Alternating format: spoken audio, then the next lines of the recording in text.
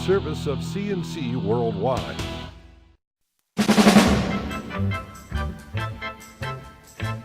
The Daily is a service of CNC News and Jib Jab Greetings. I'm Bud Lowell. Full AccuWeather forecast right across the top of this CNC local news page. The average price for gasoline in the Rochester area is up by 6 cents per gallon over the last month, 4 cents of that increase coming in just the past week. The current price in the 5-county region, including Rochester, averages to $3.91 a gallon for regular. It was $3.86 this time last week. All of this is according to the American Automobile Association's fuel gauge report. AAA says mid-February is typically when gas prices begin to rise in anticipation of the increased demand coming in spring and summer. The Rochester increase is in line with what's been happening nationally. The association expects that the increases to the national average will slow down as summer blend gas production gears up. The good news, they also expect the national average will peak at lower levels than the last 2 years. More of a silver lining maybe than good news.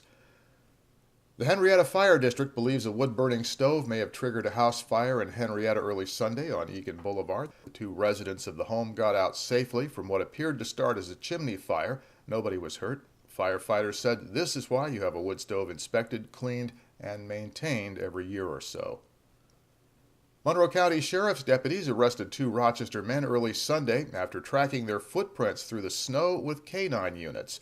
Dogs tracked 40-year-old Tyrone Gordon and 26-year-old Rene Gonzalez after finding a car off the road in the town of Rush. They found the car had been reported stolen in Brighton, brought in 3 canine units, and followed the suspect's trail for nearly 4 miles. Deputies caught up with Gordon and Gonzalez outside the RIT Inn and Conference Center in Henrietta, and there they were arrested. They're charged with criminal possession of stolen property and with criminal mischief. The Holly Fire Department's annual Squirrel Slam fundraiser didn't draw any particular notice the past 6 years, but an angry woman in Texas and social media combined to change that this year. The Squirrel Slam is a hunting contest. People buy a ticket, they shoot up to 5 squirrels, and the biggest one brought in wins a cash prize. The game gets cooked for dinner.